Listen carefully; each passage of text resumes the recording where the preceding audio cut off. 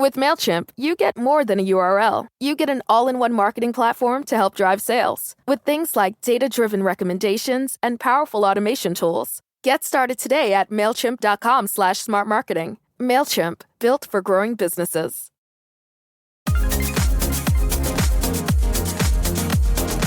Get ready for all the craziness of small business. It's exactly that craziness that makes it exciting and totally unbelievable. Small Business Radio is now on the air with your host, Barry Moltz. Well, thanks for joining this week's radio show. Remember, this is the final word in small business. For those keeping track, this is now show number 648. Well, a lot of small business owners during the pandemic pulled back to preserve their capital. My next guest did just the opposite. During the height of the pandemic, they risked all but some of their reserve capital to remodel and improve their stores and keep their hard-earned brand identity strong and their staff intact. Sean Dowdell is known as the Tattooed Millionaire, who's also the title of his first book. In addition to, he has a role as the founder and CEO of Club Tattoo, and is a drummer with Gray Days. His spouse, Thora Dowdell, was formerly in marketing and sales before becoming a business partner with Sean, initially in the music recording industry and later at Club Tattoo. Together, they've authored a new book. It's called Brand Renegades, Our Fearless Path from Startup to Global Brand. Sean and Thora, welcome to the show. Thank you so much for having us on. Thanks, Barry. Glad to be here. You're welcome. So, Thor, this pandemic is pressing down on us, and everything is closing up. And your first instinct is, let's remodel our stores and let's keep everybody employed. How'd that happen? Well, first I cried a lot. So let's be We real. all did. A lot of panic set in. Was the first initial, we were scared of the health hazards. We were scared for our home, our children, the people that worked for us. But the very first thing that Sean and I talked about was, how long are we going to be shut down? We don't know what we don't know what's on the horizon. So we essentially panicked for about 10 days to 2 weeks, started getting all of our cash rounded up, just started doing the math, et cetera, et cetera. And about after 2 weeks, we said, wait a minute, our doors are closed. What can we do to capitalize on this opportunity? Because after about 2 to 3 weeks, we started to understand that this too shall pass with the pandemic. And we went into our physical stores and said, gosh, a new paint job. How about we replace these cabinets? How about we get new furniture? How about we rebrand? How about we do all of this while we're forced to shut down? We're losing revenue anyway. Let's take what we have in our savings. These are things that we had thought about doing prior to the pandemic. So we went in and we said, gosh, when the light switch flicks back on, we need to be bigger, better, and cleaner than anyone else in our industry. And we wanted our teams to see that we were taking action on their behalf so that when they came back to work, they too had a new, clean, bright environment to work out of. And we also wanted to incentivize our teams to stay with us. And we ended up draining our savings and paying them to stay on payroll throughout the whole pandemic. So it was a very precarious moment in our partnership, but it was one of the best things I feel we could have ever done in the pandemic. Well, Sean, Thor says that, she had faith that this thing was going to reopen. But, of course, you're in the tattoo business, giving people tattoos at retail locations. This is one of those, P2P, people are very close to each other. You're using a needle that pierces the skin. Why did you have faith that it was eventually going to come back and that it just wasn't going to change the way people weren't going to get tattoos anymore? Well, I think it was just faith in ourselves, our core business model, and knowing that we had something good that people wanted. The initial fear was, of course, paralyzing, and we can't act like it wasn't. It really did paralyze us for a while. But at some point, we had to say, we're either going to go left or right. We're either going to completely fold and crumble under this pressure, or we have to figure out a way to move forward in the face of this fear. And that's really the decision where the fork in the road came for Thora and I. And we doubled down on what it is that got us here. the other choice wasn't pretty. It's like, what are we going to do? Just crumble and fold? And then when we reopen, we're completely out of cash. Our stores don't look as good as they should.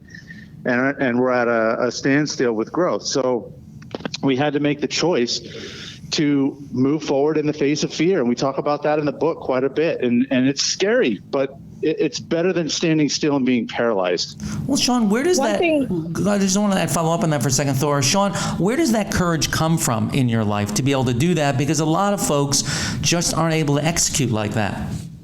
Quite honestly, it comes with experience. In the past, we've made mistakes where we've been paralyzed.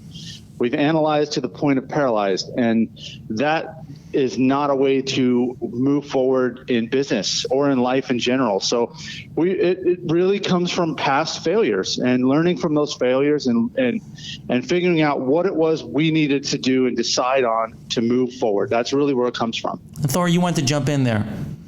I did, because I felt like I needed to add a little bit to what Sean had said about our specific industry.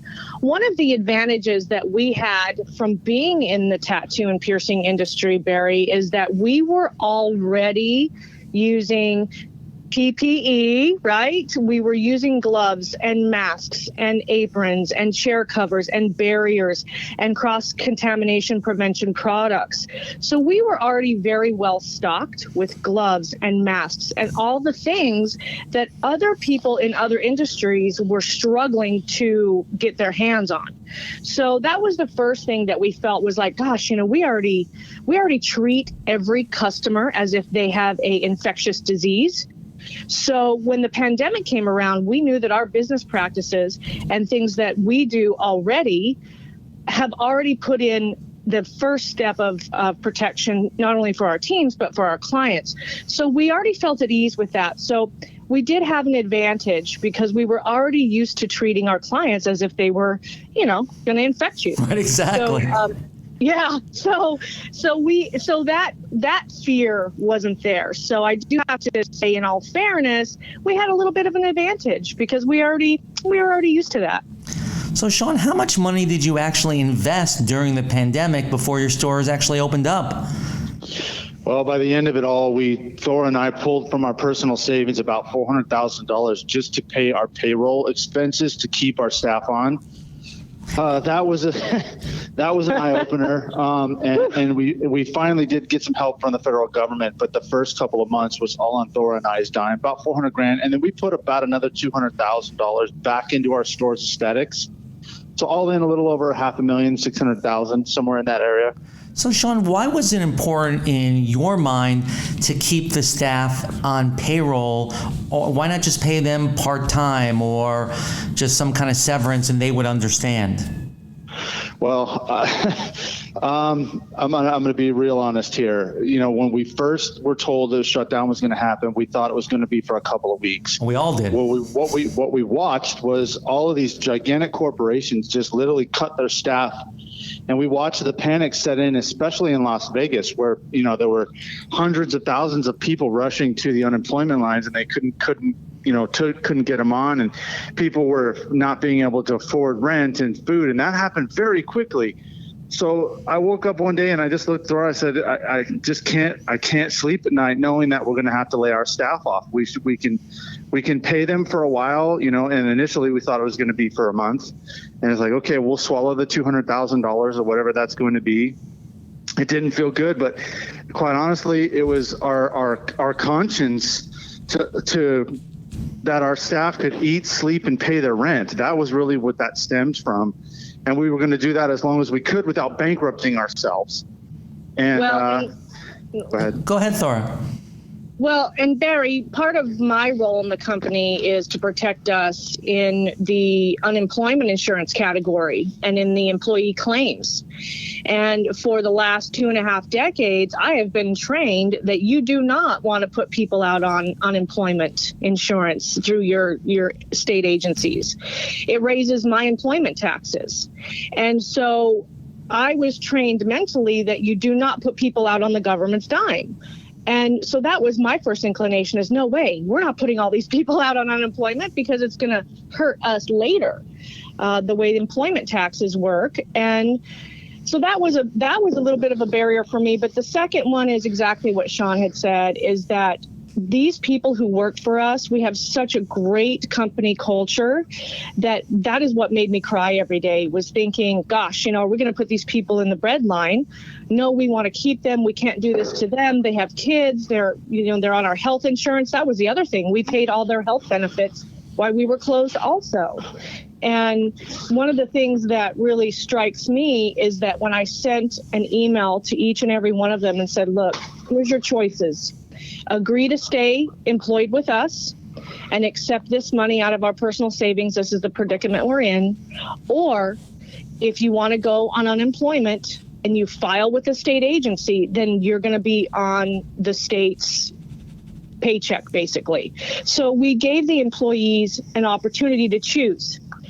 And it was a big heartfelt letter that we sent out to everyone. And do you know, 99% of them stayed and said, no, we're with you guys. We'll take it. And some of them panicked and went straight down and filed for unemployment because, they were listening to their friends or whatever. But literally, they mostly all stayed, and we didn't lose anyone then until we reopened. So that I just wanted to add that there was some other business mind that went behind that also. So, but Thor, I want to ask you, was there a difference between what you were paying and what unemployment was paying for a lot of these people? Was it more or less? They could have less. When unemployment, when those benefits kicked in, they could have made much more money on unemployment than with us. But they kept some of our sales team could have, when they started overpaying the unemployment claims, right. Meaning there was unemployment benefits that kicked in after the initial surge. Right, where the federal got involved. Right. Right, that was more than what it should have been on unemployment. Therefore, they were getting paid more than they would usually make. But that was just generally the sales staff, not our management and middle management, not so much. But I think that you guys were incredibly courageous, because a lot of folks in hindsight could say, well, I would have done the same thing. But I will tell you, most of us wouldn't have done the same thing. They got into our own savings because it's a lot. Sean, what did you have the employees do during this period of time if they couldn't practice their craft? There's nothing they could do. In Las Vegas especially, they literally had to stay home. We kept a very small team of active staff at our corporate office in Arizona with Thor and myself, and there was very little they could do. For those that we did keep on active staff, we had them go to the stores with us and try to implement new safety precautions. We invested in some commercial-grade HEPA filtration system for the air for our clients. We just wanted to make everything safer and even better than we already were when we reopened. So we just started to refocus that and refocus our efforts in those areas. But most of the staff, I would say 85% of the staff, literally had to stay home and do nothing. And Sean, how do you feel that this has really affected your brand and the niche that you guys have grown over the years? I think for some of our staff, the brand equity has been built stronger because they saw how connected we were to their experience and really treated them in an upstanding, I think, over-the-top manner. But, I don't know that the outside world has seen much in the way of our brand, the way we treated our staff. As far as the way we upgraded our studios, however, I think that's paid dividends tenfold. I mean, as soon as we opened, we saw not only an immediate demand for our product, but our core clients really realized what we did, because they were used to seeing the studios the way they were, and they saw the investment, they saw the upgrades, and we really elevated our brand to another level again, and it's been paying off quite well. So Thor, just recently, LA County implemented a new mask mandate. How do you think, if we do go back into, I wouldn't say a full lockdown, but a partial lockdown, how do you think that's going to affect your stores, which are in different parts of the country? Well, based on the past experience, when we were in a partial lockdown with a mask mandate and reduced capacities, et cetera, the demand for what we provide as a service and a product to the communities, it's very peculiar how the human reacts to stress. And so once again, we have an advantage. We are considered a luxury item. We are not an essential. So you would think automatically no one wants to get pierced, no one wants to get tattooed. And really what we started seeing in the Arizona and Las Vegas markets is everyone from California, Seattle, all the other neighboring states are pouring in and doing staycations, and they're leaving their states. They're buying up real estate. They're spending their money in our local economies, which is good and bad. But really, I think if there's another lockdown in LA County, it's just going to increase the flooding of the residents in that area to come to Arizona and Las Vegas. It's so surprising and almost shocking, the human behavior that we're watching. People are going wild. They want to get out. They haven't vacationed. This lockdown is proving to really create a large rebellion in us as human beings. And I do understand that the pandemic is very serious. This disease is very serious. It has killed people. I do know personal people that have been sick, and I've watched it. However, that rebellion and that free spirit that we all have in us really just basically overrides that, well, screw this, I'm out of here. And they leave, and they'll leave.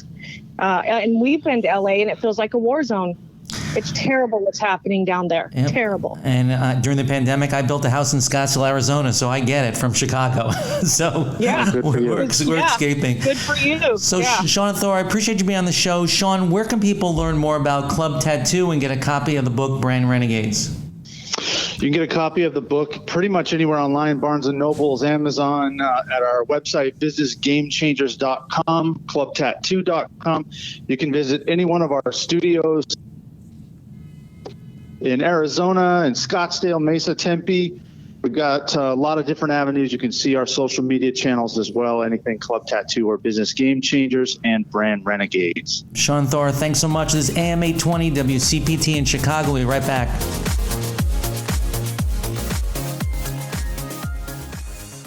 I got a new book coming out this winter, and it's about making change. Now, I know after this last year, the last thing you want is to make any more changes, but you have to understand in small business, the only constant is really change. My work over the last 20 years with thousands of small business owners inspired me to write this new book. Well, that's not exactly true. More accurately, my frustration and the resulting challenges of working with small business owners for a long time forced me to write this book. Let me explain. I'm often asked by a lot of companies to help them. Typically, they're stuck and they can't move their business forward. I help them assemble a detailed plan to meet the goal, the critical success factors and actions that need to be completed. They agree with me, if they take these specific steps, it will help solve their issues, grow their companies, and make them more money. And then, almost nothing ever happens. Does this sound familiar? Well, my new book, Change Masters, How to Make the Changes You Know You Need to Make, answers the question why and shows you a 20-step process to make any change happen. So reserve your copy of Change Masters now at a pre-order price on Amazon.com. And if you can't wait and you need free chapters, go to www.barrymoltz.com/changemasters. Do you still have great expectations for the Great Recession? Barry can show you how to let go of failure and bounce to get ready for that next great success. Go to www.barrymoltz.com. Barry will show you how to get crazy and achieve your business success. Stick around to get your small business unstuck. More of Small Business Radio with Barry Moltz, now on WCPT 820, Chicago's Progressive Talk. Well, it's hard to believe that about 15 months ago, the unemployment rate in the U.S. was at a record 15%. But now, the number one problem small business owners are having is to find qualified people for their teams. Here to help is Victoria Jones, who's an evangelist on Zoho's customer advocacy team. She's a frequent speaker and trainer on digital collaboration, AI, and privacy. Victoria focuses on creating Zoho-centered educational content, support, and empower customers. Victoria, welcome back to the show. Hi, thank you so much for having me again. I have to tell you, last April, if you would have told me 15 months later we're going to have a problem finding people, I would have said you were crazy. Yeah, it really did seem for a minute there like everyone was going to be clamoring for whatever job they could find. So why is it so hard for small business owners these days, right now in July of 2021, to find qualified people for their business? Yeah, I think there are a couple of reasons, and one of them is really kind of mindset focused. So for a long time, employers have really had a lot of the upper hand, especially coming out of a very long recession. People were really eager to have a job and eager to prioritize that job, whether or not it necessarily added things beyond the work that they were doing. And when given several months off to maybe take time on unemployment to find new skills, to apply for jobs they hadn't applied for before, I think a lot of people are re-entering the workforce with higher expectations. And now we're kind of in a point where employers need to be offering things to employees versus just the other way around. So I think a lot of it comes down to that. And then there are also other parts of it where there's certain kind of work that people realize they just don't want to be dedicating themselves to anymore. So there's a lot of perspective shifting on the part of the employees. It's really interesting to me, Victoria, because I think that it only comes along maybe once in a generation where something happens where people can pause and say, what do I really want to do for work? Do I really like what I'm doing now, or do I want to train myself to do something different? And I do believe that COVID really gave people the opportunity to pause because there were no jobs. You couldn't basically leave the house. And now when you're going back, they're saying, well, do I really want to do what I was doing before? And perhaps people got scared because they got sick, or they knew some people got sick, or people died. They're really thinking about, what does my future really look like? Yeah, absolutely. And I think that there's also a level of people not only were able to decide, what do I want to do for work, but people were also able to decide, how much of my life do I want to be about work, now that they've maybe had more time to spend with their families, or to work on learning new skills and picking up new hobbies. And frankly, the last 20 years, there's been kind of a crisis of pay as far as employees making pretty much as little as is legal to pay them. And I think that this has been kind of a wake-up call for a lot of people, that they don't want a job that's going to take them away from their family, away from all of these other things, that is going to be paying them that amount. And so there's kind of this whole other level being introduced where suddenly it's no longer acceptable to people to be working on these things that they've been doing for 20 years, when they realize, oh, hold on, I haven't been making enough to sustain myself, and now I see what life is like when I'm not spending all of my time at that job. Or, Victoria, I don't want to be working with these people, right? Because we realized how much time we spent with people that perhaps we didn't really enjoy, versus during the pandemic, maybe you got time to spend time with your friends, your family that you enjoy more. Yeah, absolutely. And kind of realize how much, in some ways, I feel like there are a lot of relationships that kind of fall to the side when you really throw yourself into work. And people got a really clear picture of, is my work that I'm doing worth it to really take this time away from these other things I'm doing? And if not, what work would be? See, that's why I think that now, as people are returning to work, we're having a hard time finding people, the culture in your organization becomes critical, because folks are not going to want to spend all this time with an organization they don't believe in where it's going, or believe in its mission, or like the people they're working with.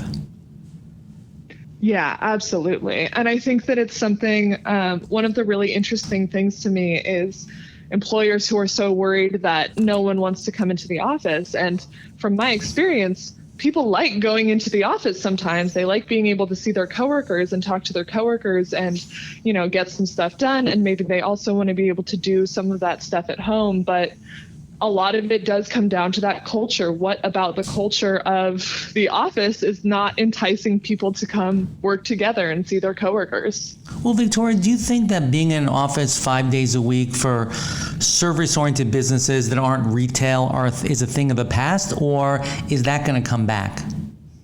My hope is that it's 90% a thing of the past. So most people will be able to come in kind of on an as-needed basis or however much is useful. But I think that there are people who prefer being able to go do their work in an office, and they want to be able to show up, do their work for the day, and then go home at the end of that. And so I think having the office transform into less of a, this is the obligatory place everyone comes 5 days a week, into a little more of an active decision of, this is the place I like to do my work.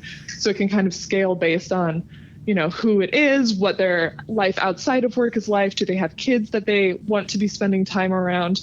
We'll make it just a much more beneficial space for employees in general. Yeah, or we're here for a reason, and I'm excited that I'm here and I get to see and collaborate with other people in person. It could be a highlight of the week. Yeah, absolutely. It's definitely turned into that for me since the office has reopened here in Austin. Being able to see my coworkers and talk about the projects that I've been working on alone for a year can be really energizing and really remind us of why those projects are exciting and important and why we want to be working on them.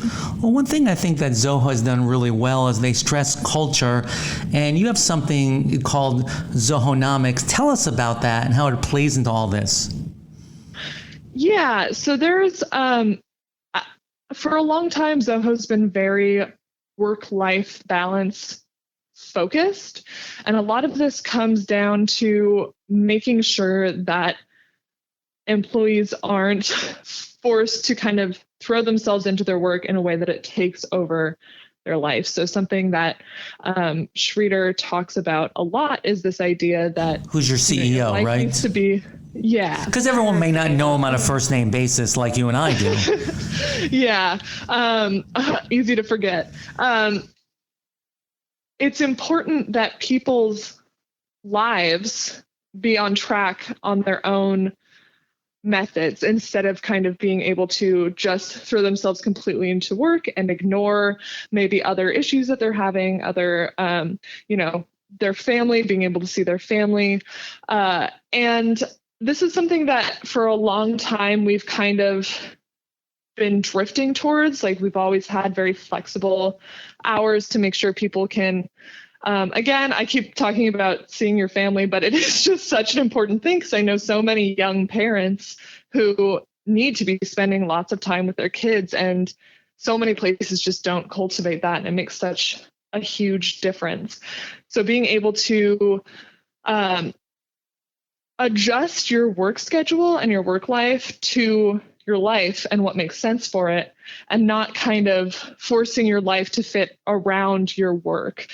Like at Zoho, you're not supposed to think that your work is your life.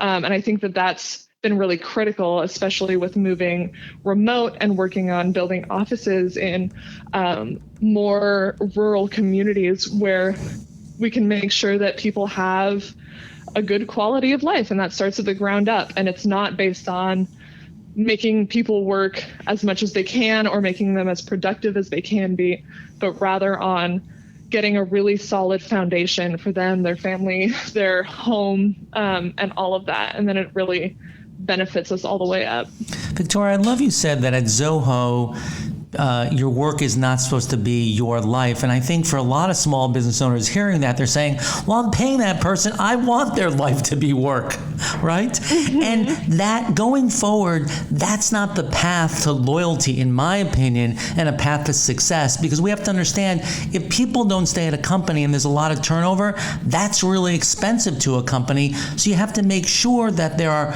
work-life boundaries and you're able to integrate the two together so someone is happy working at your company. It can't be all about work. Absolutely. It's a great way to get someone to burn out. Like, you might think, even if you find someone who really will throw themselves entirely into their work, usually what happens is at some point that person realizes that the work that they're doing is not throwing itself all the way back into supporting them. And so I think one thing business owners need to think about is if someone is dedicating themselves to their work, are you as the business operator dedicating that same amount back to them? And I think most people don't want to, and that's completely fine. So being able to say, all right, as much distance as this business is going to have from its employees is how much I can expect employees to have from the business is going to create a much more sustainable relationship between employees and the work that they're doing. I think one of the questions that we've got to start asking people when we interview them to be part of our team is, how is working here going to fit into your life? Sometimes we ask, well, how long is your commute? But that's just not good anymore. We've got to know, how do all the pieces fit together so someone can be a loyal and happy employee, or they're just not going to stay, or they're going to get burned out. Yeah, absolutely. It's such an important conversation. And I think that is a huge takeaway from everything that's happened in the last year and really in the last few years, is that communication is so much more important than what you see maybe on a resume or in your performance reports or anything like that.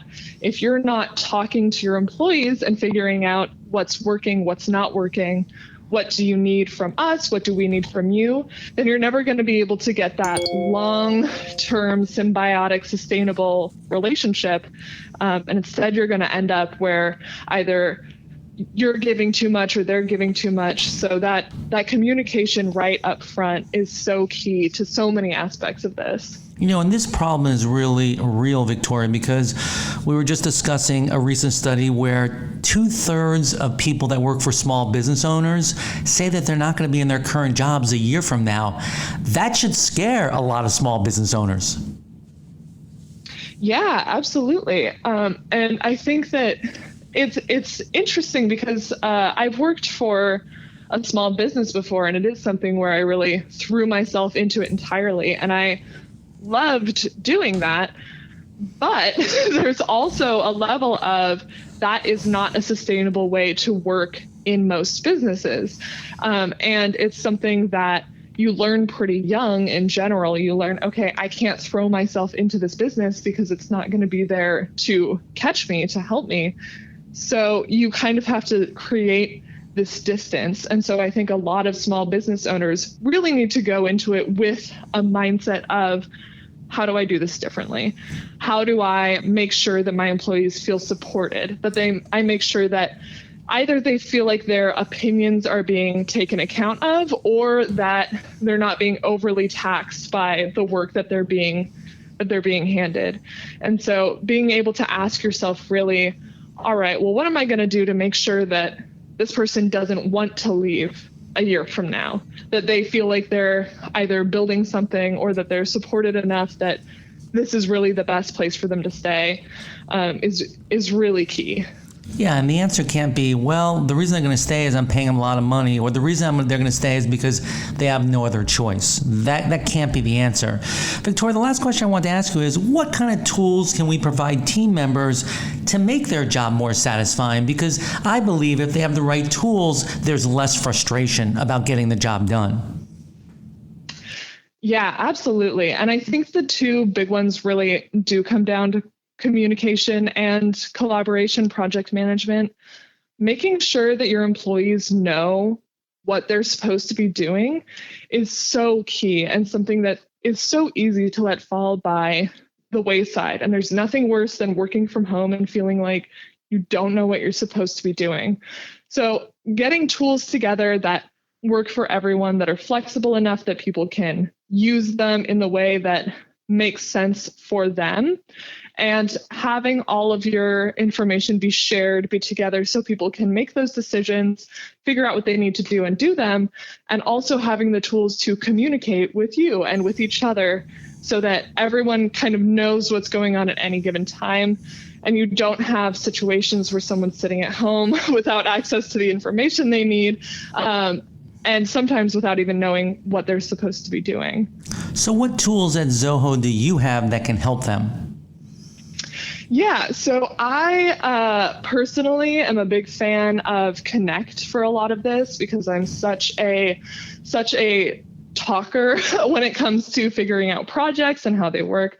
So being able to collaborate on that kind of social level and use that, really that Kanban board does a lot of heavy lifting for me is very useful. But I know a lot of people at Zoho use Zoho projects to do that same thing, and really just have all of that structured information there as far as what needs to be done, when does it need to be done by, what happens if it's done late. So it's really picking whatever is going to be the best for the kinds of projects a company does, and then having those paired with Click, which is our internal chat tool, really makes it a very seamless experience. So when I'm working on a project, I'm not thinking about where I need to go to get the information I need. It's all right there, and it's really easy for me to reach out to my coworkers or my boss at any given time and get a really clear idea of where everyone's at. Victoria, please appreciate all of your insight. Where can people get in touch with you if they want more information? So feel free to reach out at my email, which is victoria@zohocorp.com. And then we have a lot of resources and webinars also on the Zoho One page that can be really helpful in kind of navigating these parts of figuring out how you're going to provide these tools to your employees.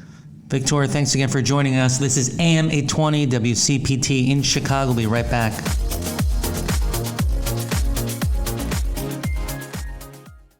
Today's show is sponsored by Winning on Main Street, a weekly podcast hosted by Gordon Henry. The show brings small business owners and experts together to discuss the challenges of starting a business, keeping it running, and what they use to get ahead. Gordon has over 25 years of experience with client acquisition activities. He's also a leader in enhancing company images through public relations, brand management, and advertising. Check it out and subscribe today at www.winningonmainstreet.com or listen on your favorite podcast channel.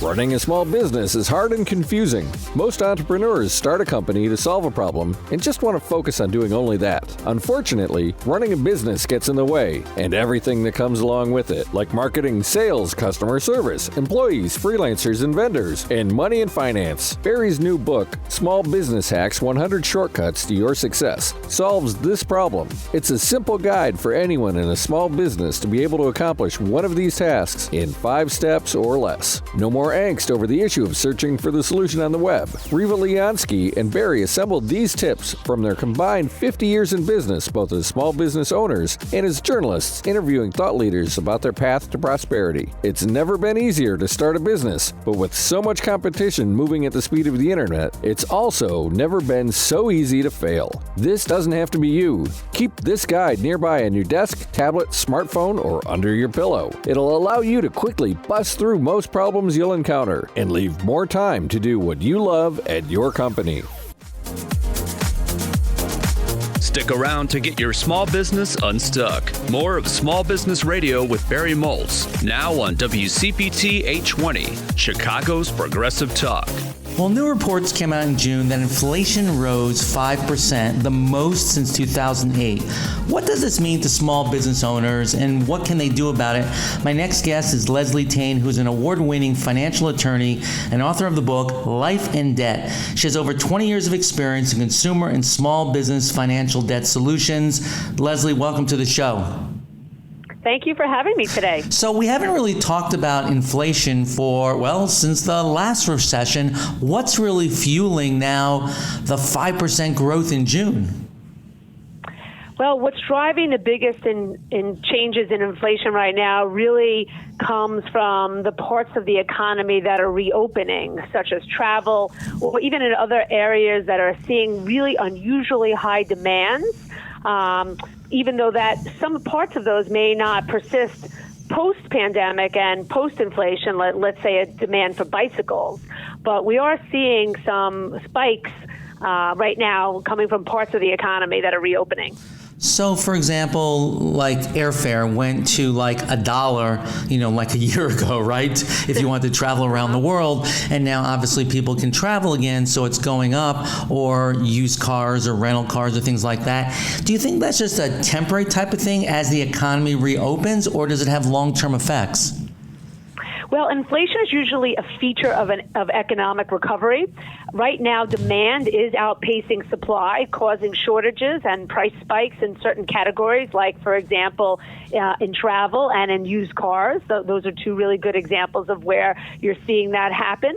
So this is usually short term. It's not usually something that lasts a long time, but it does come often on the heels of a recession like we saw last time after 2008. So what's really the dangers to small business owners? Is it that they're going to be paying more perhaps for the goods and services that they use in their company or to create their product? So there's a number of challenges for small business owners in this period, and certainly in an inflation period that small business owners need to be aware of. One of them certainly is the challenges of staffing and supplies, which have both been shortages lately for small businesses. So with that said, small business owners, depending on the business and industry that you're in, could be feeling the pinch. And that could be in staffing, it could be in supplies, it could be in deliverables. So it's something that you're going to have to look at in terms of your business. What business am I in? What industry am I in? What kind of predictions can I make? Really go back to the basics of budgeting. Where are you at with cash flow? What's happening? Do you need to raise your prices? I mean, there's so many different aspects that are going to impact and are impacting small businesses. It's so interesting to me because right now small business owners are having a hard time finding, staff for their company. And some people blame, the $300 extra a week from the federal government unemployment. Some people are saying, well, people have really changed their idea of what they want to do for work. But it would seem to me that this inflation, this driving up of consumers' goods, somewhere along the line, Leslie, has to drive people back to work. At some point, you would think so because the cost of goods and services is skyrocketing. So your dollar just doesn't go very far these days. And with that said, it makes it more challenging to purchase things. That could also be part of the issue when it comes to employment. There is a big debate about employment right now and what the factors are that are impacting it. But inflation could be part of it, that people see either commuting or the expenses of going to work exceeding their ability to earn certain monies. And so what is the Fed doing about that? Is their message, hey, we're concerned about this, or, in 3 or 6 months this is going to pass? They don't seem overly concerned about it at this point in time, based on the commentary and their actions. But it's not something that they're looking to make adjustments on too greatly. Right now, interest rates are super low, so it's a good opportunity to borrow if you're in a position to do so and you need funds. But there isn't a big concern, I would say, from the Federal Reserve. And so if you're a small business now facing this kind of inflation, what kinds of things would you do to perhaps protect yourself or insulate yourself from what might be coming? So there's a number of things that you could do to protect your small business from inflation. So again, as labor and other costs rise in small businesses, owners really need to look through their company and across their company for ways to protect their profits. You really want to squeeze out every dollar.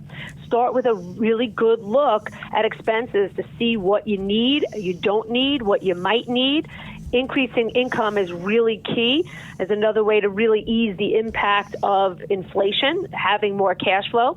And some things that owners can consider when dealing with the rising prices in terms of what they're charging their customers is negotiate with suppliers on terms and also comparison shop.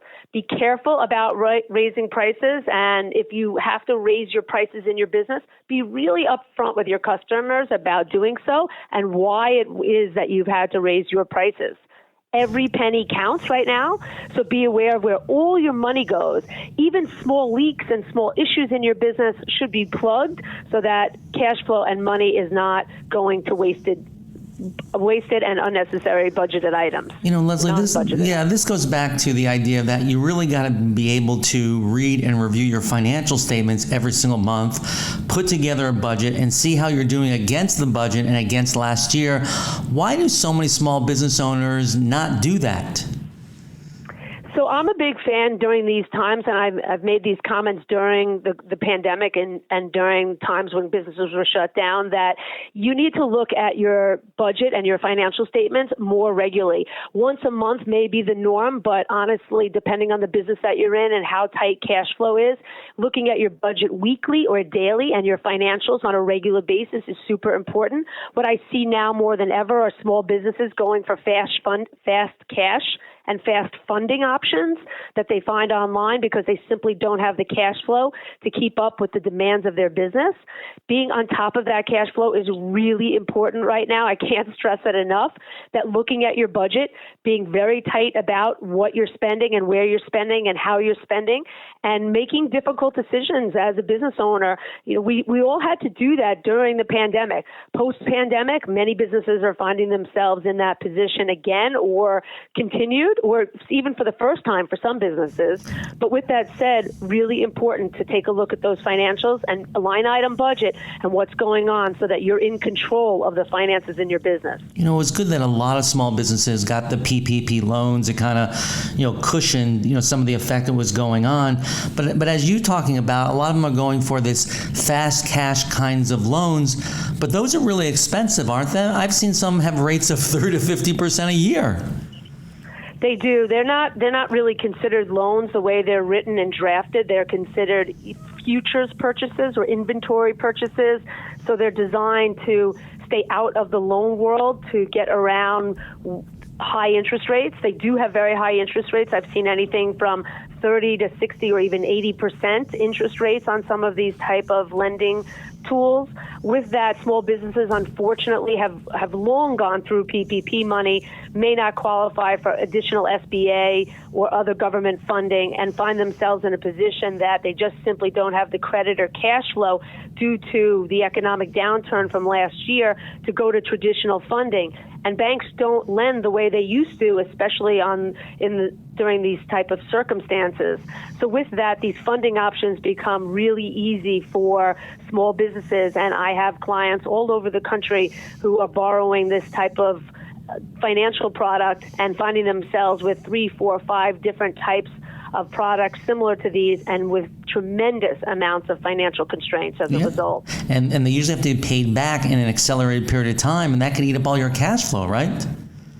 It can, yes. The challenge with the repayment schedule is that it's often a daily or weekly pull from your operating account, and that money gets pulled automatically, draining the finances of the small business, making it difficult to meet payroll and other expenses, forcing the business to then take out additional type of funding products like that in order to keep up with the original ones and keep up with expenses. It's really like a tornado, and it just spins and spins out of control, and it could place small businesses into very challenging positions. Right, I have to take out new loans so I can pay for the last loans. It's like a Ponzi or some kind of kiting scheme. Exactly. Often they find themselves in that position, and what I found from my clients is that what happens is the representative who got them into the first one then says, oh, you're having a challenge, or you've done well paying, let me offer you another option, and it just keeps going on and on. It's a little bit, I would make the analogy of a drug pusher. It's you have it, it was working, or it's partially working, or you're having other challenges, and now you need more of it.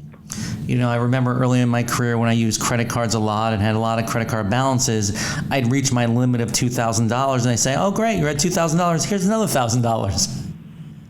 It's interesting because I've seen such a shift in the industry. I've been doing this almost 25 years. And in the early years of my career, more of my business owners had tons of credit card debt, huge amounts on multiple different credit cards. These days, I find my small business clients don't have huge amounts of credit card debt, but they have these other type of alternative lending products that are really choking them. So it's changed drastically with the credit card companies reducing the available credit and the available tools that were once available to small businesses. Small businesses have to look now for other funding sources, and that's created quite an industry in lending to small businesses. So you wrote the book Life in Debt. What role does debt really play today in the life of a small business owner? Well, debt isn't necessarily a bad thing in the life of small business owners, depending on the type of debt. If you have a healthy business, it's an opportunity now to borrow. Interest rates are super low. And again, borrowing from more traditional type of lending products would be ideal, other than going to alternative funding sources if you have poor credit or limited cash flow. So with interest rates super low, now's the time to look for that as an opportunity. And if you've had lending in the past, it's not necessarily something that you want to look to pay off, especially if the interest rates are low. It's a good time to borrow. So Leslie, what's your financial outlook for small business? I mean, there's so many things going on, right now. Several weeks ago, California implemented this new, you got to wear the mask again inside, any type of, retail store, restaurant. So I'm not quite sure we're out the other end. What's your economic forecast? Are we going to go slide back, or is this going to be the new roaring 20s, but the 2020s this time? So I'm not so sure we're definitely out the other end of this yet. It's still ongoing, and there's still so much unknown, especially with the variant.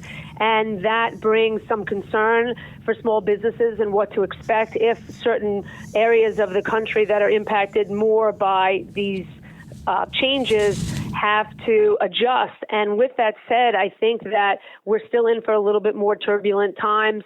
And unfortunately, there's a lack of predictability with that. So as a small business owner today, more than ever, you have to be able to be flexible. You have to be able to roll with the changes and forecast a little bit more depending on where you are. If you're out in LA, you have a small business and they've made these changes and they're looking to make additional restrictions, and you have a small business that might be impacted, now's the time to really think about that.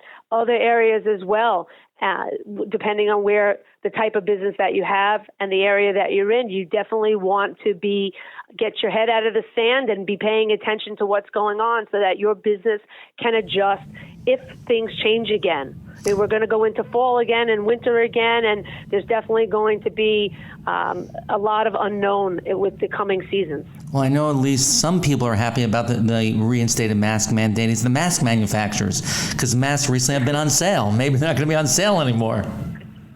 I do see a surplus of masks in the stores and in my latest shopping trips.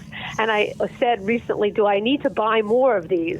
So I keep a supply in case there's a change. But again, that's a hard thing to predict. But yes, I think the mask suppliers aren't disappointed at a mask mandate.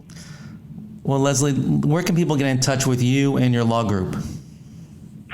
So you can find me certainly on the internet at tainlaw.com and all of your favorite social media platforms. We are very active on Twitter, Instagram, LinkedIn, Facebook. You can find us at any of those places on Twitter and LinkedIn at Leslie H. Tain ESQ, Twitter, Facebook, and Instagram at Tain Law Group. And Tain is spelled Tayne, right? That's correct. And the Life and Debt book. Right, exactly. Well, Leslie, thanks again for joining this week's show. And I want to thank everyone for joining the program. I want to thank our incredible staff, our booking producer, Sarah Shaffron, our in-studio producer, Lady B, our marketing manager, Courtney Gilchrist. If you're serious about being successful and hopefully this post-COVID economy, give me a call. I've set up a private line just for you, 773-837-8250, or you can email me at barry@mulch.com. Remember, love everyone, trust the few, and paddle your own canoe. Have a profitable and passionate week. You can find Barry Moltz on the web at barrymoltz.com, or more episodes of Small Business Radio at smallbizradioshow.com. With MailChimp, you get a whole lot more than a URL. You get an all-in-one marketing platform to help drive sales. That means you can connect your data to make more informed, smarter decisions, and you get powerful automation tools like our Customer Journey Builder to ensure you never miss an opportunity to turn shoppers into loyal customers. So if you're ready to integrate your marketing and boost sales, get started today at MailChimp.com/smartmarketing. MailChimp, built for growing businesses. With MailChimp, you get more than a URL. You get an all-in-one marketing platform to help drive sales with things like data-driven recommendations and powerful automation tools. Get started today at MailChimp.com/smartmarketing. MailChimp, built for growing businesses.